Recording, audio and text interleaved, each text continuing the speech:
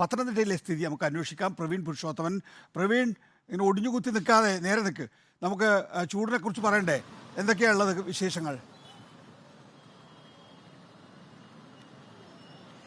അനികേഷ്, പത്തനംതിട്ടയിൽ ഇന്നിപ്പോൾ രാവിലെ വെയിൽ ഇല്ല എന്ന് പറയാം. കാരണം ഇതൊരു അത്ഭുത സംഭവം പോലെയാണ് തോന്നുന്നത്. സാധാരണ ഈ സമയത്ത് വെയിലിങ്ങനെ ആ വെയിലിൻ്റെ ഒരു ആധിക്യം മൂലം കനത്ത ചൂടാണ്. പക്ഷേ ഇന്ന് അല്പം മേഘാവൃതമാണ്. രാവിലെ തന്നെ മഴ പെയ്യുമോ എന്നൊരു സംശയമുണ്ട്. അതിൻ്റെ ഒരു ആശ്വാസം ഈ ജനങ്ങൾക്കെല്ലാം ഉണ്ട്.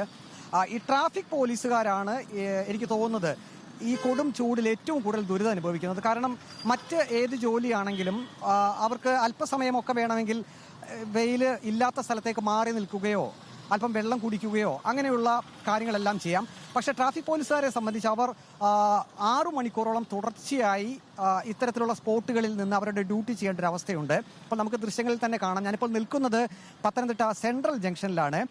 ഇവിടെ നഗരത്തിലെ ഏറ്റവും തിരക്കേറിയ ഒരു സ്ഥലം കൂടിയാണ്. നമ്മൾ അല്പസമയം മുമ്പ് ട്രാഫിക് പോലീസുകാരോട് ചോദിച്ചപ്പോൾ അവർ പറഞ്ഞത് 6 മണിക്കൂർ നേരം അവർക്ക് ഡ്യൂട്ടി ഉണ്ട് എന്നുള്ളതാണ്. നമുക്ക് നേരിട്ട് തന്നെ അവരോട് തന്നെ ചോദിക്കാം. സാർ, വലിയ ചൂടാണ്, എങ്ങനെയുണ്ട് നിങ്ങളുടെ ഡ്യൂട്ടിക്കിടയിൽ? അതൊന്നും പ്രതികരിക്കാൻ പറ്റത്തില്ല. അതുകൊണ്ടാണ് അവർക്ക് സാങ്കേതികമായിട്ട് അവർക്ക് ബുദ്ധിമുട്ടുണ്ട്. കാരണം പോലീസ് ഉദ്യോഗസ്ഥരായതുകൊണ്ട് അവർക്ക് പ്രതികരിക്കാൻ ബുദ്ധിമുട്ടുണ്ട് എന്ന് പറഞ്ഞു. പക്ഷേ പ്രതികരണമല്ല ഏറ്റവും പ്രധാനപ്പെട്ട ദൃശ്യങ്ങൾ തന്നെയാണ്. അവരുടെ ആ ഒരു ബുദ്ധിമുട്ട് നമുക്ക് ദൃശ്യങ്ങളിൽ കൂടി തന്നെ കാണിക്കാം. കാരണം 6 മണിക്കൂർ തുടർച്ചയായി വെയിലത്ത് നിന്ന് ഇത്തരത്തിൽ ഡ്യൂട്ടി ചെയ്യുമ്പോൾ ഉണ്ടാകുന്ന അവരുടെ ശാരീരികമായിട്ടുള്ള പ്രശ്നങ്ങൾ, അവർക്ക് ദാഹത്തിന് വെള്ളം കുടിക്കണമെങ്കിൽ ഇപ്പോൾ നമുക്ക് തൊട്ടടുത്ത് തന്നെ ഒരു കടയൊക്കെ ഉണ്ട്. അവർക്ക് വേണമെങ്കിൽ ഒരു കുപ്പി വെള്ളമൊക്കെ വാങ്ങിച്ച് കുടിക്കാം. നമ്മൾ പേഴ്സണലായിട്ട് അവരോട് ചോദിച്ചപ്പോൾ ധാരാളം വെള്ളം കുടിക്കേണ്ട ഒരവസ്ഥയുണ്ട് എന്ന് പറയുന്നു.